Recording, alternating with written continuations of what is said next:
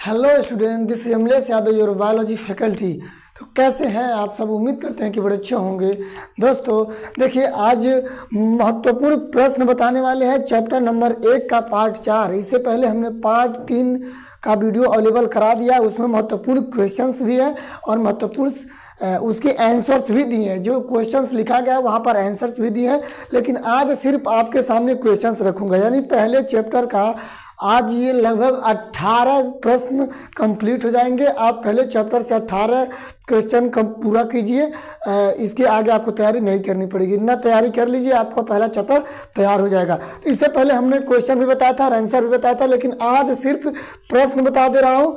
Answer आप अपने तरीके से तैयार कर सकते हैं, केवल क्वेश्चन बता रहा हूँ। तो चलिए देर ना करते हुए देखिए, जो सबसे महत्वपूर्ण आज का प्रश्न है, ये 1 2 3 4 5 6 क्वेश्चन लिखे गए हैं। जो कल तक 12 बताए थे, 13 नंबर आज लिखा है। पर परागण से होने वाले लाभ तथा हानि का उल्लेख कीजिए। देखिए 16, 19, 23 में पूछा गया है, तो हो सकता है 24 में भी पूछ सकता है। यानी पर परागण से होने वाले लाभ और हानि। अब लाभ क्या है और हानि क्या है तो आप अपने कॉपी में लिखे होंगे, या तो कॉपी में नहीं लिखे होंगे तो विद्या में या क्वेश्चन बैंक का जो भी मटेरियल आता है वहाँ से आप तैयार कर लीजिए। लेकिन अगर आपको न मिले आंसर तो हमें कमेंट करिएगा, हम फिर से इसका आंसर लिख के आपको देंगे। तो पर परागण से क्या लाभ होती है? तो पर परागण से बहुत सारे लाभ होते हैं। जैसे पर परागण का लाभ ये होता है कि उससे जो बीज बनते हैं काफ़ी तगड़े बनते हैं, प्रतिरोधक क्षमता पाई जाती है। और हानि क्या होती है? तो प्रतिरोधक क्षमता नहीं होती है। और हानि ये भी होती है कि पर परागण बिना कारकों की वजह, जैसे जल वायु के बिना कभी पर परागण नहीं होता है। तो आप अपने तरीके से तैयारी कर लीजिए, हम केवल प्रश्न बता रहा हूँ महत्वपूर्ण। ठीक, देखिए प्रश्न नंबर 14 क्या कह रहा है?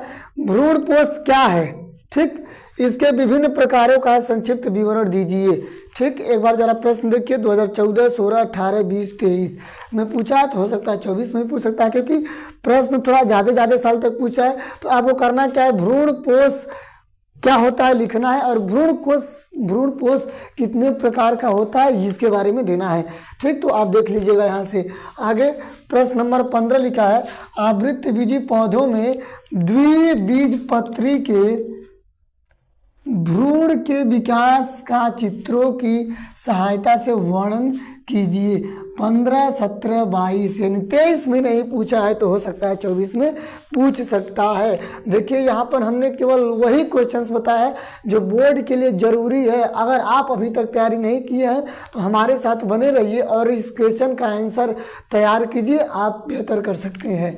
ठीक, तो भ्रूण क्या लिखा है? आवृतबीजी पौधे में द्विबीजपत्री के भ्रूण कोष का चित्रों की सहायता से क्या करिए, वर्णन कीजिए। सबसे पहले आप क्या करना है, द्विबीजपत्री यानी जो आवृतबीजी हो, ठीक, जिसका क्या फल ढका हुआ हो, ठीक है ना, उसमें द्विबीजपत्री का क्या करिए, आप फिगर बनाइए और उसका वर्णन करिए, उसके बारे में लिख दीजिए। ठीक, अगला प्रश्न नंबर 16, विपुंसक पर संक्षिप्त टिप्पणी कीजिए, या फिर विपुंसक पर टिप्पणी लिखिए। 20, 21, 22 3 साल लगातार ये पूछा है। ठीक, एक देखिए यहाँ पे, तो विपुंसन क्या होता है आप यहाँ से अपने हिसाब से तैयारी कर लीजिएगा। हाँ, लेकिन एक बात और, अगर आपको आंसर ना मिले अपना तैयारी के बाद हमें ज़रूर बताना, हम इन सब का आंसर फिर से लिख के आपको बताऊँगा। ठीक, आगे असंग जनन क्या है? ठीक, उपयुक्त उदाहरण देकर इस प्रक्रिया को समझाइए। थोड़ा इस क्वेश्चन को और अच्छे से आप देखोगे। ठीक, क्योंकि ये अपने आप में बहुत दम रखता है। असंग जनन क्या है, उपयुक्त उदाहरण देकर इस प्रक्रिया को समझाइए। एनसीईआरटी का शानदार प्रश्न है। 14, 17, 18, 20, 21, 22, 23 हर साल पूछा है, तो इस साल भी ये पूछ सकता है।